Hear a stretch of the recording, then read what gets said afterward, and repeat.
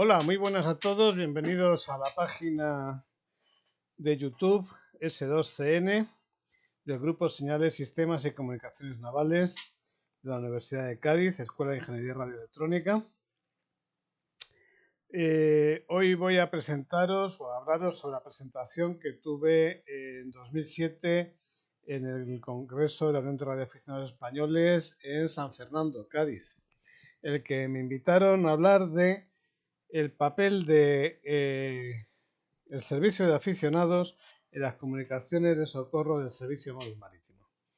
Mi nombre es Carlos Mascareñas Pérez Íñigo, oficial radioelectrónico de Primera de la Marina Mercante, profesor titular del Departamento de Ciencias Técnicas de Navegación y Construcciones Navales de la Universidad de Cádiz y líder del grupo Señales, Sistemas y Comunicaciones Navales, y con distintivo de llamada Eco Alfa 7 Golf Whisky Juliet. Bien, como os digo, este es mi grupo de investigación en el cual pertenece a la Universidad de Cádiz. Estas transparencias ya están un poco obsoletas, sigo diciendo, estamos en 2020, esta presentación fue de 2007. Tenemos 4 campus en Cádiz, Algeciras, Jerez y Puerto Real. Y bueno, los departamentos hay un número variado y de escuelas también. Estamos situados en el Centro Andaluz Superior de Estudios Marinos, en Puerto Real. La facultad ya no es la Facultad de Ciencias Náuticas, no, es la Escuela de Ingenierías Marina, Náutica y Radioelectrónica. Y ya no se estudian diplomaturas y licenciaturas, sino que se estudian grados, másteres y doctorados. Impartimos clase en mi departamento, Ciencias de Navegación, y ahora se llama y Construcciones Navales, tanto en la Escuela de Ingeniería Radioelectrónica como en la Escuela Universitaria de Ingeniería Técnica Naval, que ya tampoco es escuela universitaria, es la Escuela de Ingeniería Naval. En Ciencias del Mar, Ciencias de la Educación y un montón de carreras más. Y antes teníamos el programa de doctorado en Tecnologías para la Defensa y el de Náutica y Tecnologías para la Defensa. Nuestra línea de investigación, pues solamente es niveles de radiaciones no ionizantes en buques, compatibilidad electromagnética, radiopropagación sobre la mar, protección civil, sistemas de combate, sistemas de comunicaciones, ciberseguridad marítima, todo aquello que tenga que ver con las comunicaciones y con la mar. Bien, vamos entrando ya en el tema que nos trae al Congreso, que es el radioaficionado de las emergencias marítimas. Vamos a hacer una pequeña introducción histórica, aunque ya todos lo sepamos, por si hay alguien que no lo sepa. En 1895, Guillermo Marconi compila los conocimientos de anteriores científicos. Él no inventa nada, lo que hace es compilar y patentar. Y lo que utiliza son los conocimientos de los anteriores, fundamentalmente de Tesla, que es el gran inventor, pero también de los científicos como Hertz, para conseguir comunicaciones electrónicas a larga distancia, con 2 fines. Bueno, realmente es solo un fin. El fin que él busca es ganar dinero él, ¿vale? O sea, las comunicaciones por radio deben ser algo que le permita ganar dinero. Pero busca 2 fines. Uno, militares, que es que los barcos de guerra puedan comunicarse entre sí sin utilizar banderas más allá del horizonte y puedan vencer al enemigo. Y con fines económicos, que es yo transmito telegramas mediante barcos por radio y entonces no tengo que pagar cables hercianos, o sea, cables normales, cables de cobre a las empresas de transmisión de telegramas que estaban teniendo esos cables por el Mediterráneo y por el Atlántico para enlazar Estados Unidos fundamentalmente y Canadá con Europa. Obviamente, si no tengo que tener buques cableros, no tengo que tender cables y con unas antenas consigo la comunicación, pues genial, porque me estoy ahorrando el mantenimiento y la instalación, ¿vale?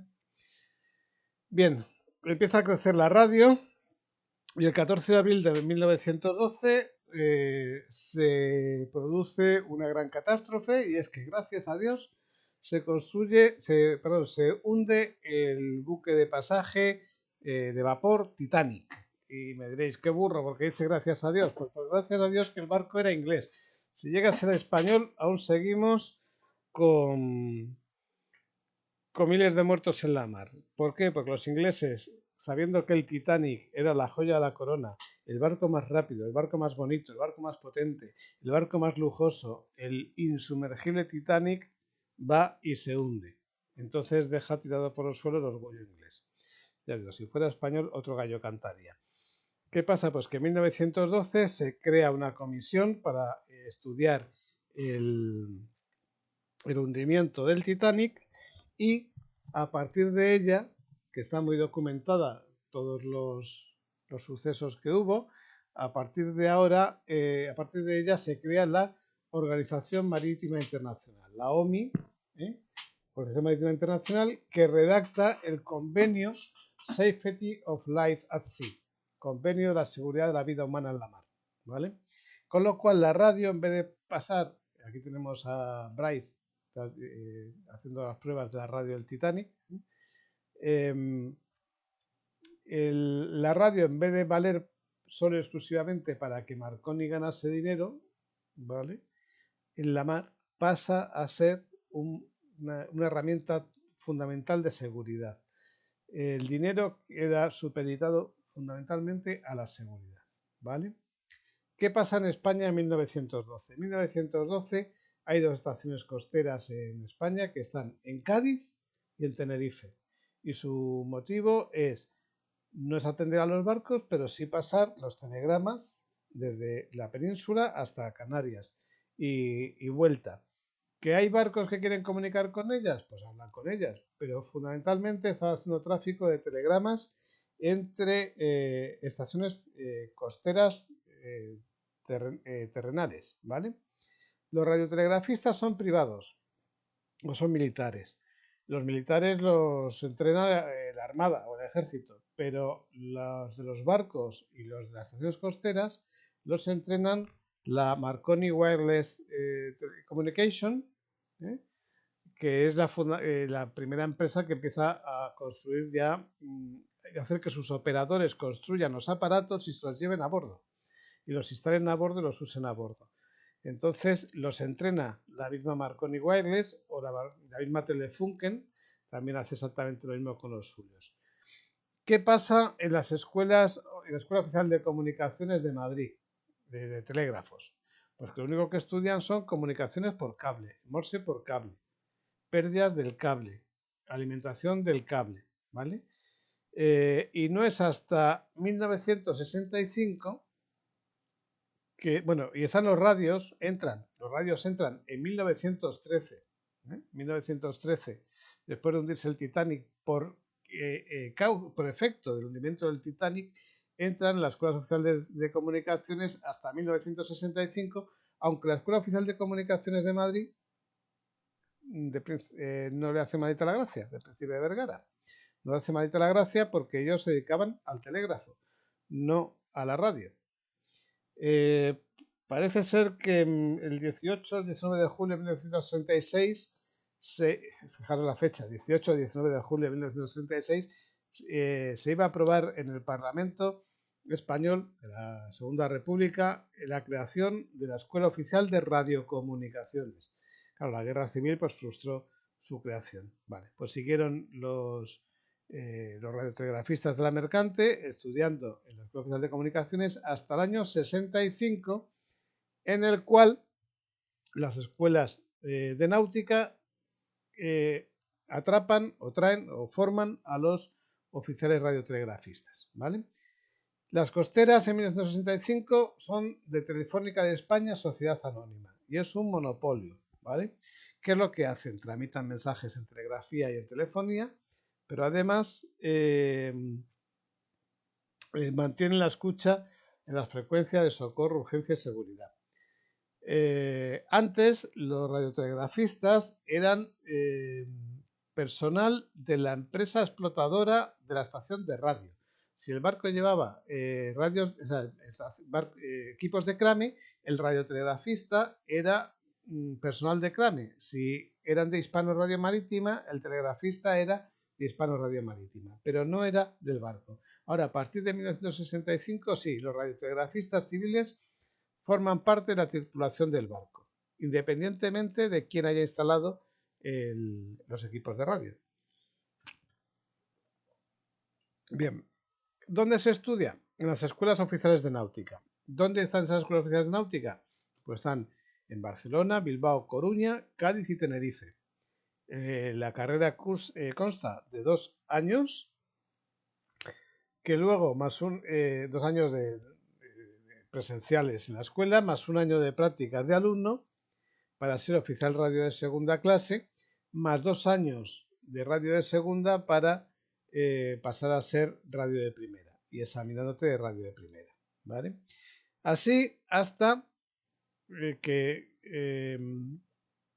llega a 1977, están estudiando radiotelegrafistas en las escuelas oficiales de náutica y en 1977, después de que en tiempos de Franco se equiparasen las carreras de náutica a carreras superiores, surgen las carreras de 5 años, la licenciatura y la diplomatura. Cosa que antes no había, antes era solo el título profesional. A partir del año 77, que se crea ya la diplomatura en Marina Civil, sección radioelectrónica naval, se consigue tener un título académico. Diplomado si estudias 3 años y licenciado si estudias 5 años y has embarcado como mínimo 9 meses. Bien, entonces, ¿dónde se estudia radioelectrónica? Pues en la Escuela Superior de Marina Civil, pero ojo, solo en Cádiz y en Tenerife. Las otras 3 escuelas se eliminan.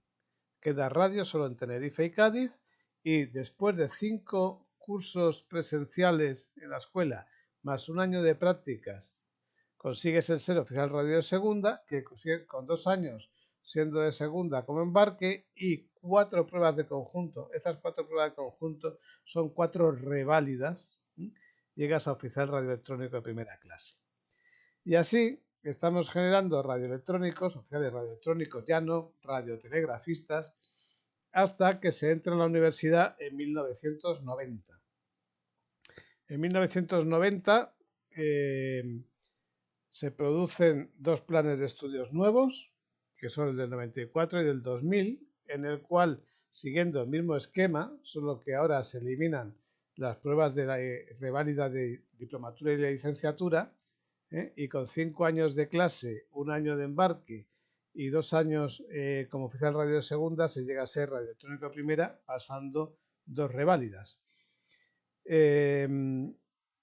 Gracias a la universidad ya tenemos diplomatura en radioelectrónica naval, licenciatura en radioelectrónica naval y doctorado, ya cada uno en lo que quiera hacerse doctor. Seguimos generando radioelectrónicos hasta que llegamos a 2010 con el Espacio Europeo de Educación Superior, donde conseguimos ya el grado en Ingeniería Radioelectrónica, ya pasa a ser ingeniería, y el máster en Náutica y Transporte Marítimo, mención Ingeniería Radioelectrónica. Como esto es de 2007, no está reflejado en las transparencias. Bien. Los oficiales radioelectrónicos sirven entonces en la mar desde aproximadamente 1905 hasta el año 2000. Bien, el primer barco que pide socorro, bueno, que ayuda a un salvamento y un rescate de personas, es el buque Elbe, que era un buque faro, en 1905. Y el último SOS que se transmite es el del Aquile Lauro en el año 2000, tras un incendio o durante un incendio que tuvo que ser abandonado y desguazado. La Organización Marítima Internacional, dentro del Convenio de Formación, Titulación y Guardia para la Gente de Mar de 1995, obliga a todos los radiooperadores a que hagan una reválida práctica de comunicaciones cada 5 años. Eso posteriormente se ha pasado a otras especialidades de profesionales de náutica en Manila 2010. Pero ya desde el 95 obliga a todos los radiooperadores que cada 5 años demuestren que siguen sabiendo hacerlo.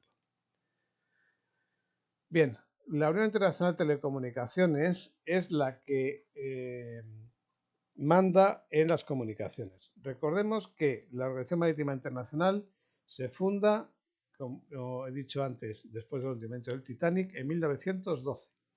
La Unión Internacional de Telecomunicaciones aproximadamente es de 1850, con lo cual todos los telegrafistas han tenido que tener una serie de estudios regulados internacionalmente y es la UIT la que dice qué es lo que tiene que estudiar cada uno y qué responsabilidad tiene. Dentro del Sistema Mundial de Socorro y Seguridad Marítima tenemos 4 tipos de certificados de operador. El primero y superior a todos es el de certificado de radioelectrónico de primera clase, que es el que da lugar al título profesional de oficial radioelectrónico de primera de la Marina Mercante. Inferior a él es el radioelectrónico de segunda clase, que es el que da el lugar al título de oficial radioelectrónico de segunda de la Marina Mercante. Mucho más inferior al de segunda está el operador general del Sistema Mundial de Socorro y Seguridad Marítima, que en inglés es GMDSS GOC, que es el que suelen tener las tripulaciones de puente, vamos, la sección de puente.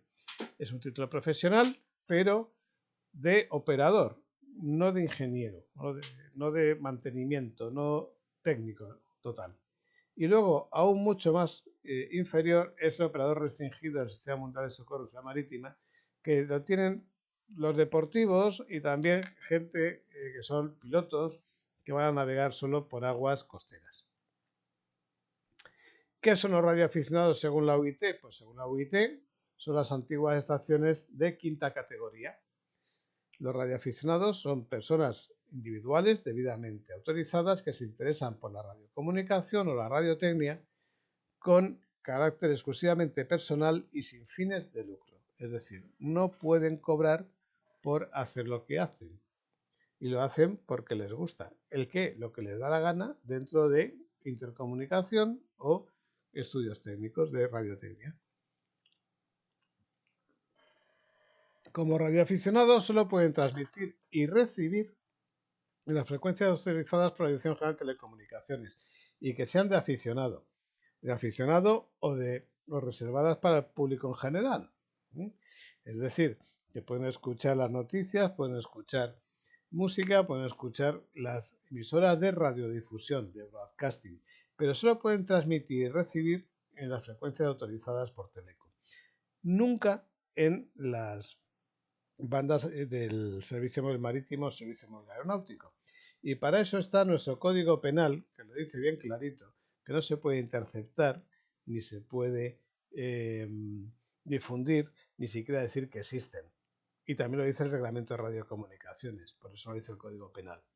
Pero bueno, vamos a suponer que si estamos de cortina y es una emergencia, ahora hablaremos del tema. Como público en general, pues solo podemos escuchar aquellas de radiodifusión. Pero aquellas que están destinadas al público en general de las estaciones que transmiten costeras, estas las pueden escuchar o no las puede escuchar.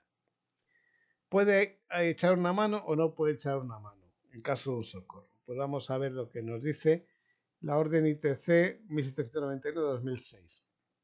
Las estaciones de aficionado pueden ser utilizadas para la transmisión de comunicaciones en nombre de terceros solamente en casos de emergencia o desastre. Esto se está refiriendo a comunicaciones de aficionado a aficionado, en el cual nos dicen que fulanito está vivo o zutanito está perdido, o nos hace falta agua o nos hacen falta medicinas. Bien, para eso está EMCOM, EMCOM, que es mucho posterior a esta comunicación, para utilizar las bandas de aficionado y mensajes en nombre de terceros en caso de emergencia o desastre. Todo titular de la licencia de estación vendrá obligado a requerimiento de la autoridad competente, por orden, ¿vale?, a colaborar con sus medios radioeléctricos en las bandas de frecuencia atribuidas al servicio de aficionados para satisfacer las necesidades de comunicación relacionadas con operaciones de socorro y seguridad en caso de catástrofe. Esto es, cuando hay una catástrofe nacional, el radioaficionado estará obligado, en el caso de que se le ordene, a poner su estación y las frecuencias de aficionado al servicio de la administración para socorrer a la población o para lo que haga falta, ¿vale? Pero ojo, eso es en caso de catástrofe nacional, no de un barco. Ahora, si un radioaficionado capta una comunicación de socorro procedente de una estación en peligro, deberá hacer lo posible para que dicha comunicación llegue cuanto antes a la autoridad competente en la materia, tanto al sistema terrenal como al sistema de aficionados por satélite. Bien, obviamente, si un radioaficionado capta en banda de aficionado que hay alguien que pide socorro, pues lo que tiene que hacer es llamar al 112 y explicar qué es lo que está pasando. ¿Vale? Pero estamos hablando de estaciones de aficionado. Ahora bien, ¿qué es lo que pasa cuando un barco se hunde y un radioaficionado que no debería estar escuchando lo capta?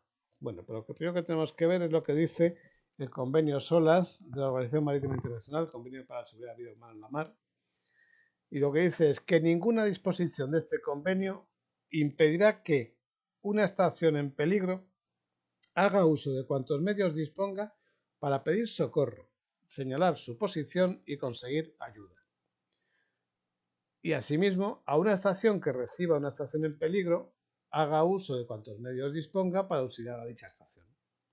Es decir, que si un barco tiene un transmisor que transmite en banda de aficionado, pues puede pedir socorro en banda de aficionado. Es un poco chorrada porque para eso tiene sus frecuencias de socorro, pero si no le contestan y hay un radioaficionado por ahí que le contesta, pues mira, bienvenido sea. Y asimismo, si un barco tiene prohibido hablar, perdón, un radioaficionado tiene prohibido hablar con un barco y ese barco está pidiendo socorro, pues según el convenio SOLAS podría utilizar las frecuencias del radioaficionado para ayudarle. Bien. Vámonos al reglamento, al apéndice 13 del reglamento de radiocomunicaciones de la OIT, donde nos habla de comunicaciones de socorro y seguridad que no sean del GMDSS. Normalmente el reglamento siempre dice lo mismo. Ninguna disposición de este reglamento podrá impedir a una estación móvil o una estación terrena móvil que se encuentre en peligro la utilización de todos los medios de que disponga para llamar la atención, señalar su posición y obtener auxilio. Es decir, que si tiene que pedir socorro por banda de aficionado puede hacerlo. ¿Vale? Si tiene que pedir socorro para interfiriendo en onda media, puede hacerlo. Pero tiene que conseguir llamar la atención, señalar su posición y obtener auxilio. ¿Vale? El 2 dice, ninguna disposición de este reglamento podrá impedir que cualquier estación de a bordo de aeronave o barco que participe en operaciones de búsqueda y salvamento pueda hacer uso, en circunstancias excepcionales, ojo, de cuantos medios disponga para prestar ayuda a una estación móvil o estación terrena móvil en peligro. Y el tercer apartado del parágrafo 3 del apéndice 13 dice, ninguna disposición de este reglamento podrá impedir a una estación terrestre o terrena, terrestre y costera la utilización en circunstancias excepcionales, vuelvo a decir, de cuantos medios disponga para prestar asistencia a una estación móvil o una estación terrena móvil en peligro. Es decir, es este apartado 3 del parágrafo 3 del apéndice 13, parte A1, disposiciones generales de comunicación, socorro y seguridad, la que nos permite a los radioaficionados asistir a un barco en peligro o a un avión en peligro. ¿Vale? Es la única legislación que nos permite meternos donde no nos llaman. Pero para meternos donde no nos llaman, normalmente tenemos que estar metidos donde no nos llaman. Sobre todo si estamos escuchando en frecuencias del servicio móvil marítimo. Bien, ¿qué problemas encontramos? Pues encontramos lo siguiente. Primer problema. Tenemos dos administraciones diferentes para bandas de frecuencias diferentes por ser servicios radioeléctricos diferentes. Por un lado tenemos el Servicio Móvil Marítimo, que depende de la Dirección General de la Marina Mercante. ¿Por qué? Pues por tratados internacionales, ¿vale? Son frecuencias internacionales y es el Ministerio de Asuntos Exteriores el que firma los acuerdos, pero el que lo gobierna, por decirlo así, es el Ministerio de Transportes o el de Fomento, que toque en cada año, en cada legislatura. Al final es la Dirección General de Marina Mercante la que lleva todo el tema de inspección radioelectrónica de radiocomunicaciones. Mientras que el servicio de aficionados es la Dirección General de Telecomunicaciones, que a saber de quién depende, si de industria, energía, de agenda digital o a saber cómo se llama. Pero bueno, me da igual el nombre del ministerio, lo que me interesa es la Dirección General de Telecomunicaciones, que es la que funciona. Entonces, mientras no nos salgamos de la banda de aficionados, no hay problema. ¿Vale? ¿Cuál es el problema? Si es que estamos de cortina a la frecuencia de socorro y seguridad marítima. Si estamos a la escucha, que no debemos, porque sigo diciendo, está prohibido interceptar, decir que existe esa comunicación, de qué va, o sea, qué es lo que dice, su contenido o beneficiarnos de ella. Pero bueno, como es una comunicación de socorro, vamos a, ya luego dirá el juez, en el caso de que haya denuncia en el Código Penal, qué es lo que ha pasado. ¿Qué es lo que hacemos? Pues lo que tenemos que hacer es llamar al 900-202-202, 900-202-202. Eso es salvamento marítimo y está en Madrid, ¿vale? Ellos nos van a ayudar a darle todos los datos que hagan falta porque estaremos nerviosos. ¿Qué tenemos que hacer? Identificarnos, nombre y apellidos, distintivo de llamada, decir qué es lo que está pasando y me espero escuchando la frecuencia de socorro pertinente o donde he estado estableciendo el contacto con el barco o con el avión. Tengo que dar mi distintivo de llamada y mi número de teléfono para que me puedan localizar si hace falta. ¿Cuál es la frecuencia del socorro? ¿Cuál es la identidad del buque siniestrado? Y todos los datos que me soliciten. Y sigo manteniendo la escucha en la frecuencia donde he contactado con la estación en peligro. Si Salvamento Marítimo contacta con el buque siniestrado, pues no hay problema. Apagamos y ya nos podemos ir a tomar una cerveza o a quedarnos tranquilos. Pero ¿qué pasa si no logra contactar? Pues ahí está el tema. Si Salvamento Marítimo no lo escucha y nosotros sí, ¿nosotros podemos transmitir fuera de banda? No. No podemos transmitir fuera de banda, está prohibido. ¿Con qué distintivo de llamada? ¿Sabemos el procedimiento para llamar? ¿O realmente qué hago? ¿Me quedo quieto? Pues sí, me tengo que quedar quieto, no tengo que salir, no tengo que transmitir por radio para nada. Ya se encargará el Salvamento Marítimo de contactar con el buque siniestrado. Y si no puede contactar con el buque siniestrado, nos llamará a nosotros, ¿vale? Estoy diciendo, nos quedamos a la escucha en la última frecuencia en la cual contactamos con el buque o con el avión, en la última, donde se supone que nos está esperando. Si ellos no pueden hablar en esa frecuencia o si llaman y no lo reciben, por problemas de propagación, por ejemplo, entonces nos dirán, contacta tú. Vale, pero en ese momento que dicen contacta tú, nos están ordenando que contactemos. En ese momento ya estamos legalmente autorizados a transmitir en una banda fuera de mi banda para comunicarme con una estación en peligro. Eso suponiendo que las antenas respondan, ¿vale? Entonces, fundamental mantener la escucha e irlo anotando todo, ¿eh? Hay que anotar todo lo que está pasando. Al pie de la letra, lo más al pie de la letra posible. Bien, ¿qué pasa si ahora resulta que yo estoy escuchando donde no debo, en un canal de socorro y seguridad marítima, y cuando piden socorro voy y pumba, acuso recibo? Primero, ¿se acusa recibo? Seguramente no. ¿Está bien? No, está muy mal. Seguramente ya está atendido por otras estaciones de socorro que a lo mejor no las escuchamos y estamos interfiriéndolas y estábamos metiendo la pata. Entonces, si escuchamos donde no debemos, en frecuencia de socorro marítima o de aviación, un socorro, lo que tenemos que hacer es llamar al 900-202-202. 900-202-202. Ni al 091, ni al 112, ni al 062. Ni a mamá, ni a mi hermano, ni a mi tía. 900-202-202, que es el teléfono de salvamento marítimo. Solo y exclusivamente. Ya digo, allí nos pondrán, harán todo lo posible por ayudarnos y por ayudar al buque que se encuentra en peligro. Bien, vamos a hablar de la filosofía del Sistema Mundial de Socorro y Seguridad Marítima. El Sistema Mundial de Socorro y Seguridad Marítima, que ya entró en vigor en 1999, divide al mundo en 4 partes. La primera parte se llama Zona A1. La zona marítima A1 es aquella que se encuentra dentro del radio de cobertura de una estación de VHF con llamada selectiva digital. Vale, el radio de cobertura de una estación de VHF, repito, con llamada selectiva digital. Si no tiene llamada selectiva digital, esa estación no es del Sistema Mundial de Socorro de Seguridad Marítima y entonces no me vale. Alcance, el que diga el gobierno pertinente que tiene de alcance esa estación. Se suele calcular en 30 millas. 30 millas, 20, 30 millas, pero todo depende de la altura de la antena, acordaros. Entonces es el gobierno el que dice eso es zona 1 o no es zona 1. Y eso hay que mirarlo en el manual del Sistema Mundial de Socorro y Seguridad Marítima, ¿vale? Bien, segunda parte. Área 2 va desde la área A1 hasta más o menos 100, 150 millas, también donde digas el gobierno que tiene cobertura. ¿Y de qué depende? Pues depende de la cobertura de una estación costera de onda media con llamada selectiva digital. Si no tiene llamada selectiva digital, no me vale. Es decir, si esta estación de aquí no tiene llamada selectiva digital, estas aguas no son aguas A1, son aguas A2, porque están dentro de la zona de cobertura de esta estación costera con llamada selectiva digital.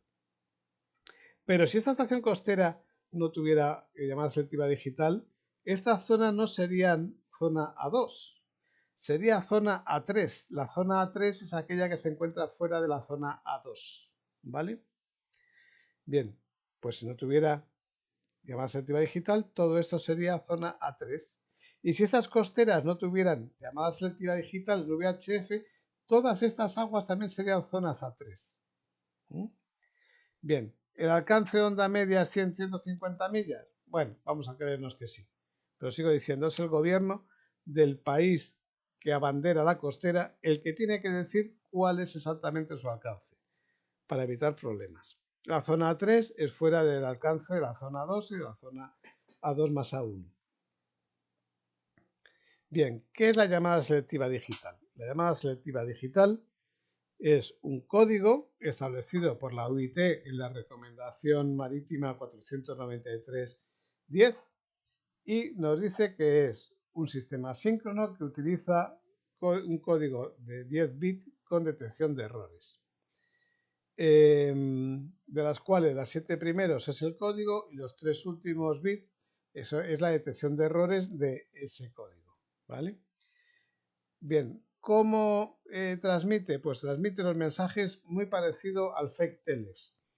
Es decir, dos peines de datos imbricados entre sí con una diversidad en el tiempo de 400 milisegundos para ondas decamétricas y hectométricas, HF y MF, y 33 1/3 milisegundos para VHF. La clase de emisión es F1B en VHF y J2B en HF, con una desviación de frecuencia de más o menos 85 Hz, lo cual da un desplazamiento de 170 Hz y una velocidad de transmisión de 100 baudios para ondas hectométricas. Cuando se utiliza J2B, el subtono central o la frecuencia central de la emisión se consigue a través de un subtono de audio, o un tono de audio mejor dicho, porque si se escucha, de 1700 Hz. Eso para HF en J2B. Para VHF en F1B, G1B, pues se utiliza modulación de frecuencia con preacentuación de 6 decibelios por octava. El que no sepa qué significa 6 decibelios por octava es 4 veces el doble por cada vez que se duplica la frecuencia. Tenéis unas explicaciones sobre modulación también en el canal S2CN. Con desplazamiento de la soportadora moduladora para transmisión en VHF. Aquí el desplazamiento es de 800 Hz y una desviación de 400 Hz. La soportadora central, como antes, es en 1700 Hz. Y se transmite a 1200 baudios, con un índice de modulación de 2.0, lo cual implica que estamos reduciendo la potencia de la portadora y estamos incrementando el número de bandas laterales, de tal manera que toda la potencia de transmisión, a poder ser, se vaya a las bandas laterales. Bien, las tolerancias de los transmisores tienen que ser de 10 Hz y la anchura de banda del receptor de 300 Hz. ¿Cómo es el código? El código son ceros y unos. Lo que pasa es que aquí le llaman Bs e Y. Y como marca y B como espacio. Entonces el 0 corresponde, o B, corresponde a 1615 Hz y la marca, o Yankee, corresponde a 1000... No, sí, no, me he equivocado. El 0 corresponde a 1715 Hz, que es la más alta, la D, y la más baja, la Y, a 1615 Hz, que son los unos. Ya decía, son 7 bits. Los 7 bits corresponden a códigos o símbolos del 0 al 127. Del 0 al 99 perdón, se utilizan para codificar números y del 100 al 127 son órdenes de servicio o mensajes fijos, como veremos ahora. El formato técnico de la llamada es el siguiente. Es esa trama que tenemos ahí. Empezamos con una serie de puntos, entre 20 y o 200 puntos, que se va a utilizar para parar los escáneres de HF. Luego tenemos una secuencia de puesta en fase para poner los receptores en fase con el transmisor, un especificador de formato que nos va a decir si es una llamada general, a todos los barcos o un solo barco, la dirección de a quién se llama, el tipo de categoría, socorro, urgencia, seguridad, negocios o rutina, quién es el que llama, una serie de mensajes que están formateados y finalmente la secuencia de fin de mensaje y comprobación de errores. Carácter de comprobación de errores. Bien, aquí tenemos por ejemplo una llamada de socorro. Tenemos la llamada de socorro que sería el código 112.112. Obviamente al ser de socorro no hace falta poner dirección ni categoría, está claro que es de socorro. Entre 00 y 99 se codifica el número de llamada selectiva digital del barco, se dice qué es lo que está pasando, dónde está pasando, a qué hora y qué es lo que se quiere hacer. El primer telemando es que quiere hablar por fonía, quiere hablar por teles, quiere hablar en la frecuencia X, la frecuencia Y, acaba la secuencia y se corrigen los errores. Cuando es una llamada, en vez de socorro, es una llamada a todos los barcos, se manda el código 116, como es a todos los barcos, no se dice a quién es a todos, y entonces puede ser una llamada de socorro, una llamada de urgencia, una llamada de seguridad. Si es un socorro, mandamos un 112, urgencia 110 y seguridad 108.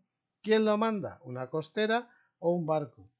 ¿Qué es lo que quiere decir? Pues lo que quiere decir es si es un relé, si es un socorro por inundación o por qué, o por un incendio, y a qué frecuencia se quiere pasar. En este caso no se utiliza ningún tipo de telemando o se manda la hora, se acaba el fin de secuencia y comprobación de errores. Bien, esto es lo que os estaba diciendo de que es un sistema de peines imbricados, 400 milisegundos en caso de HF y 33 1/3 milisegundos en el caso de VHF. Estamos repitiendo, por ejemplo, el código A 400 milisegundos más tarde, el siguiente A 400 milisegundos, el B1 400 milisegundos más tarde, y van imbricados unos con otros, de tal manera que se envía durante una trama 2 veces el mensaje. Nos vale para comprobar si hay alguno que esté equivocado. Si hay, por ejemplo, aquí el B3 estuviera equivocado, pues usaríamos este B3 de acá. ¿Cómo sabemos que hay error? Pues por los 3 caracteres de comprobación de errores del código de 10 bits. ¿Vale? Bien. ¿Cuáles son los primeros telemandos? Pues los primeros telemandos, fijaros, quiero una comunicación en simplex o en duplex en modulación de frecuencia. Este solo se va a usar en VHF y se va a utilizar mediante el teléfono, ¿no? Luego, por ejemplo, voy a transmitir datos. Pues está claro que se la tiene que hacer a través de un módem. Si utilizo J3E o H3E en el siguiente telemando, van a ser comunicaciones, en este caso de socorro en 2182 y en este caso de fonía fuera de 2182 en caso de recibo. También va a ser por teléfono, puede acusar recibo o retransmitir un socorro. Es decir, que puedo trabajar en Morse, por ejemplo, bien grabador con una grabadora o bien con un manipulador de Morse y unos auriculares. Puede utilizar un facsímil, ¿vale? Ese sería el primer telemando y el segundo telemando casi no se usa porque la verdad que el sistema, desde que quitaron el oficial radioelectrónico por meter esto, nació más o menos muerto. Se usa porque es obligatorio, pero se lleva a bordo, pero se usa poco o nada. Aquí tenemos un controlador de llamada selectiva digital DSC 9006. Es exactamente igual que el que tenemos en la Escuela de Ingeniería Radioelectrónica y ya os he hablado de él en el mini vídeo de equipos marítimos. Tiene el controlador dos receptores, el Distress Watch, que esto es el panel, ojo, es el panel de mando, puede estar instalado el receptor detrás o en otro lugar, y el Distress Watch recibe las bandas de la frecuencia de socorro, las bandas de 2, 4, 6, 8, 12 y 16 MHz. Y el Calling Watch es el receptor Scanti apareado a este aparato. Tiene un transceptor por el cual transmite el controlador. El controlador no tiene transmisor, tiene que utilizar el transmisor del transceptor, pero también puede controlar el receptor del transceptor con el cual está integrado. Y entonces aquí se podrían canales de DSC en los cuales nosotros quisiéramos que escuchase el controlador. Bien, en este caso es un receptor controlador de llamada selectiva digital para zona A2, aunque aquí ponga MFHF, pero realmente reciben 2187.5 y en este lo que tenemos es un escáner que recibe en 2, 4, 6, 8, 12 y 16 MHz y lo que hace es que por frecuencia intermedia inyecta la señal de radiofrecuencia en este controlador. ¿Vale? Realmente este es un equipo de onda media para zona A2 que si se le pone el escáner también vale para la zona A3 y A4.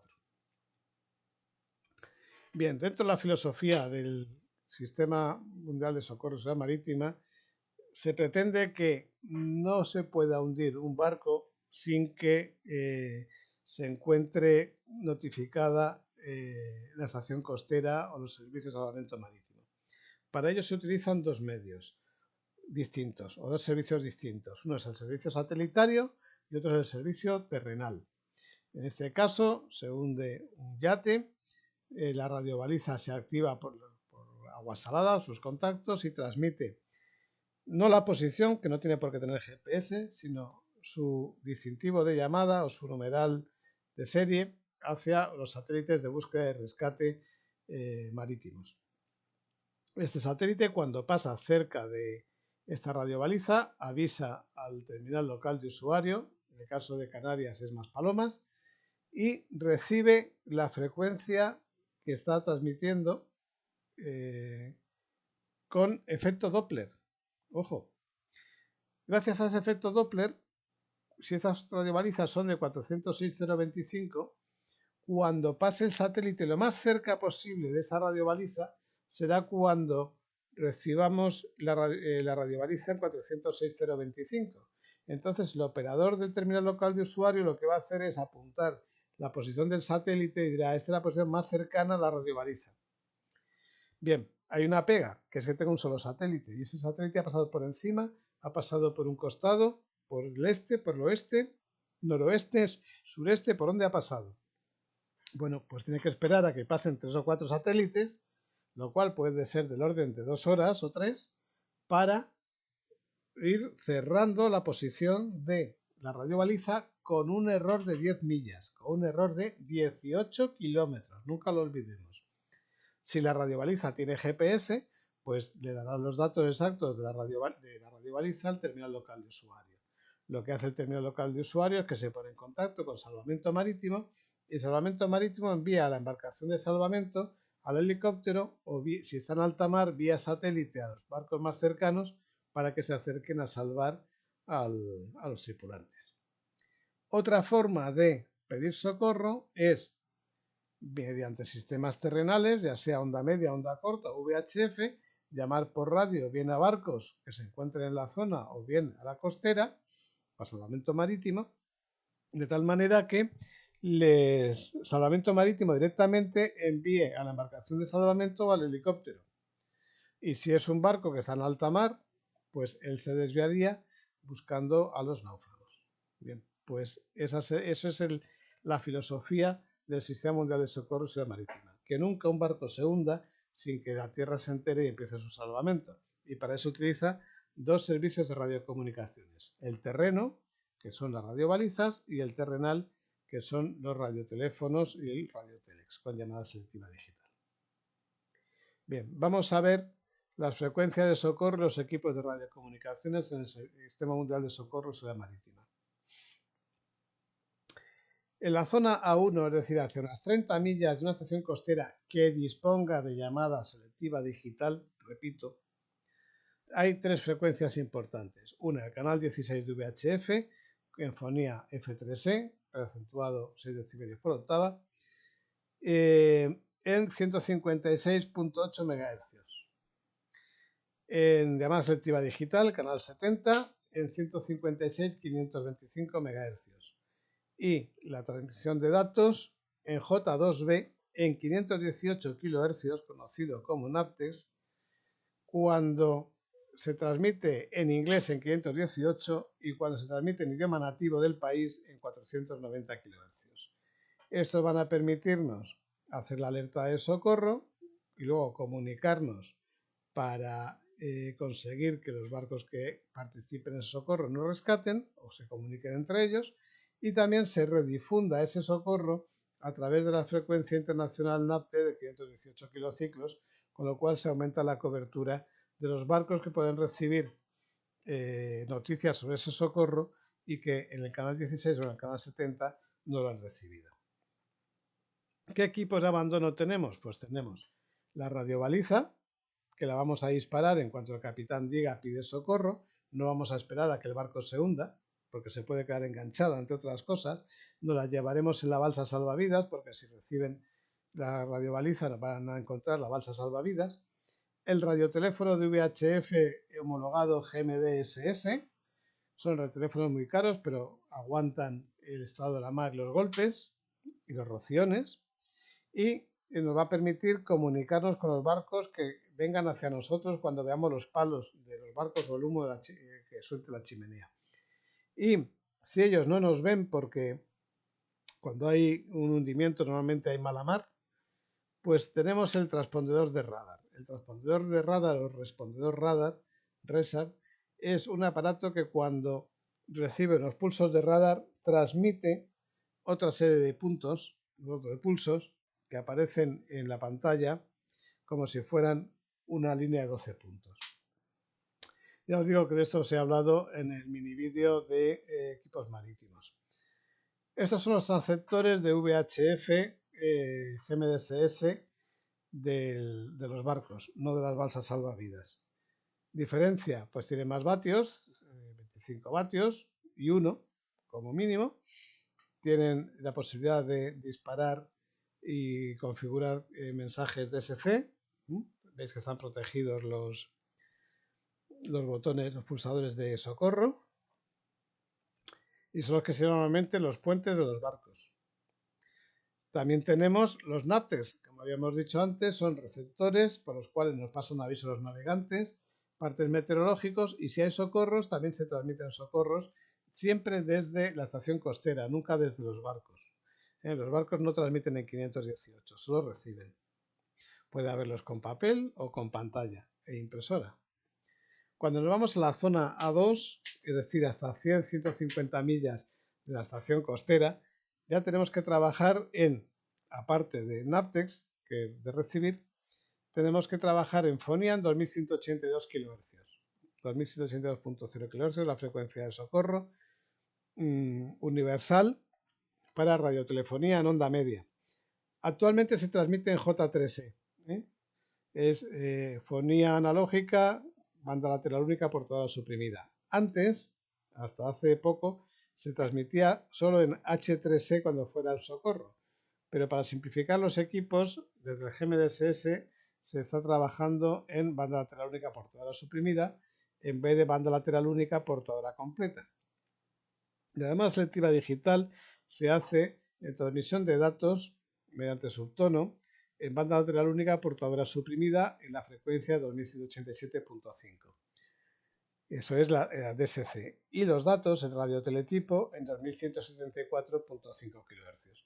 Es muy raro que se pida socorro en radioteletipo. Ahora, si la fonía no funciona, pues por lo menos, más que nada que no funcione el microteléfono, por un golpe o porque se ha cortado el cable, pues se puede pedir socorro en radioteletipo. O bien no sepas inglés o el idioma en el cual tienes que hablar. Los de la zona 2 ya son un poquito más grandes, son telefonías de onda media, aproximadamente con unos 100 vatios de potencia, y suelen ser los mismos que los de la zona A3.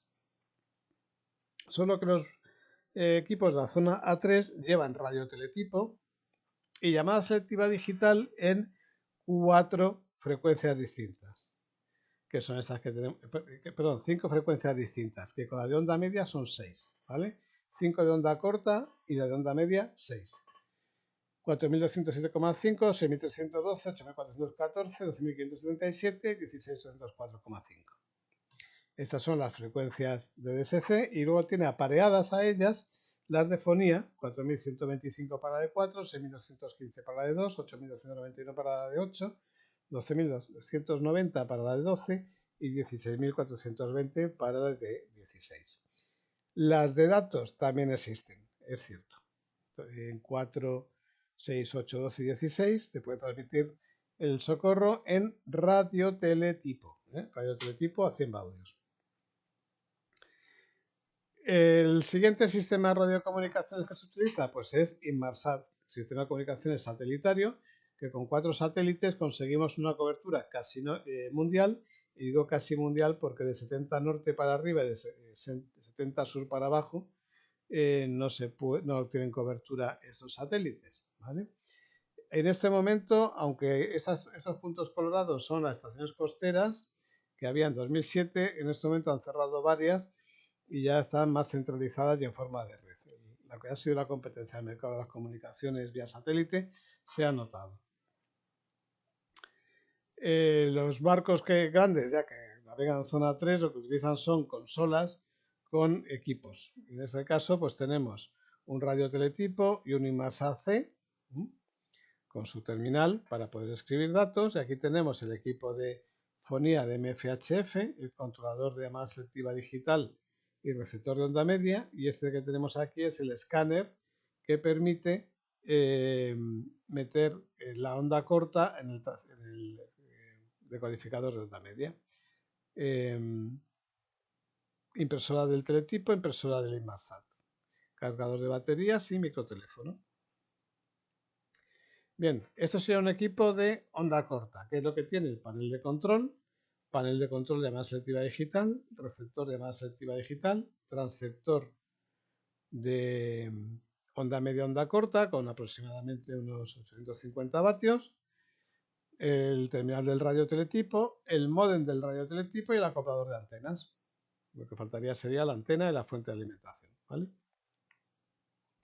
Bien, como podemos ver, pues una estación de barco ya es algo más complicado. Tenemos un montón de antenas, las necesarias, tenemos una duplicación de equipos que nos obliga la OMI, tener 2 equipos de VHF con llamada selectiva digital, llevan cada uno 2 antenas, una para cada 70 recepción de llamada selectiva digital continua y el otro para transmisión de llamada selectiva digital y transmisión y recepción de fonía. Luego tenemos el equipo de onda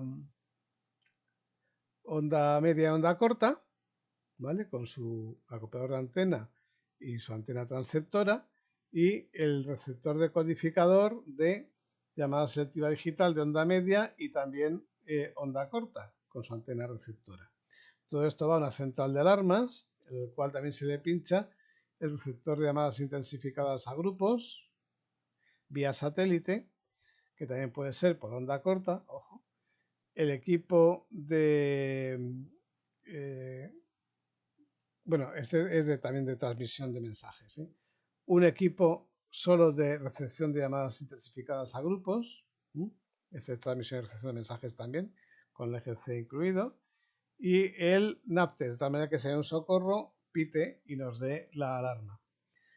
Y bueno, también antes se le podía poner un receptor de 2182 que ya no se instalan. Y eso va pues a los sistemas de alarma de altavoces, como puede ser en el camarote del capitán o en el puente o, por ejemplo, en la máquina. Pueden ser, ojo, no solo altavoces, sino también pulsadores para que den la alarma propia hacia todos los sistemas. Es algo bastante más complicado, ¿no? Eso está muy, muy simplificado. Bien, aquí tenemos los Inmarsat de la zona A3, son Inmarsat C, que es lo mínimo que obligan a instalar. Y luego tenemos equipos que no son obligatoria instalación, como son aquellos que no sean Inmarsat C. Por ejemplo, aquí tenemos los teléfonos Iridium y aquí tenemos los Inmarsat Fleet, Vegan, A, B, etcétera, que van cambiando dependiendo de la tecnología del satélite. En la zona A4 nos obligan a una duplicación de equipos sobre la zona A3. Es decir, nos obligan a tener los dos mismos VHFs con llamada selectiva digital duplicada, pero también obliga a que lleve dos equipos de onda corta duplicados con llamada selectiva digital, fonía y radioteletipo. No hemos hablado cuál es la zona A4. La zona A4 es aquella que está fuera de todas las zonas anteriores, ni de la 1, ni la 2, ni la 3. Entonces suelen ser los casquetes polares y en aquellos sitios donde haya poca señal de cobertura de satélite, que también llevan sus consolas completas y son operadas por oficiales radioelectrónicos. Ya no vale ahí un operador del Sistema Mundial de Socorro, sea marítimo. ¿Cuáles son las zonas de responsabilidad española? Para las zonas de responsabilidad española son tres: el Atlántico y Cantábrico, Atlántico gallego y Cantábrico. Luego tenemos el Mediterráneo, el estrecho de Gibraltar y parte norte y el Golfo de Cádiz, y la zona de Canarias. En esas zonas es España la que tiene que encargarse de buscar los barcos en peligro, rescatar a la tripulación y, si puede, salvar el barco y la carga, y si no, que le den morcilla al barco y la carga y rescata a las personas y listo. El Plan Nacional de Salvamento Marítimo, este que tenemos ahí, ya está desfasado. Es ese, pero está desfasado, ya todos son barcos azules y helicópteros azules.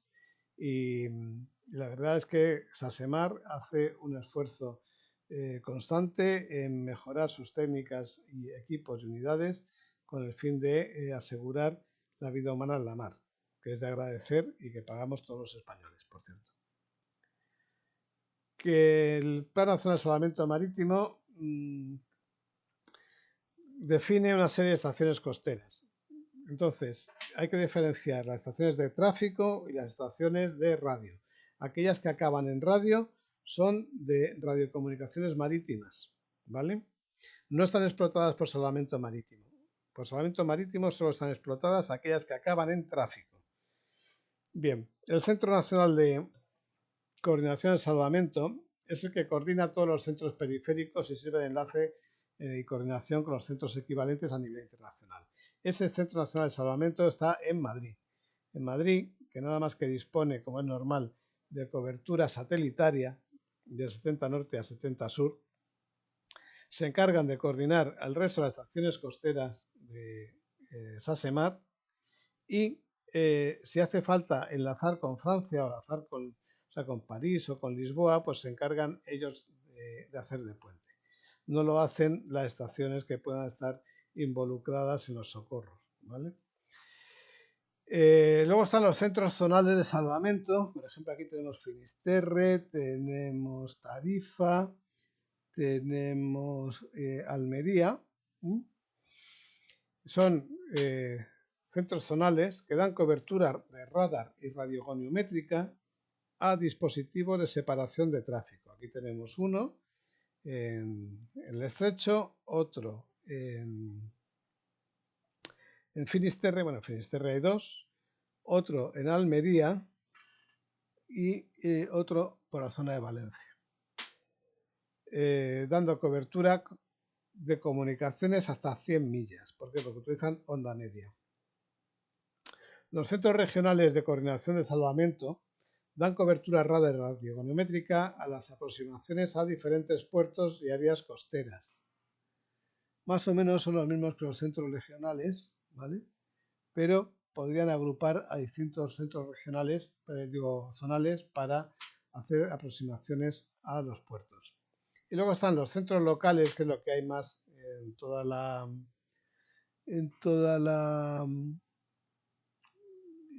costa, que dan cobertura radar radiogoniométrica y de comunicaciones VHF a las maniobras de aproximación y entrada y salida de los puertos con especial riesgo, es decir, los grandes puertos, como puede ser Palamós, Barcelona, Tarragona, Castellón, Algeciras, Málaga, Cádiz, Huelva, etc.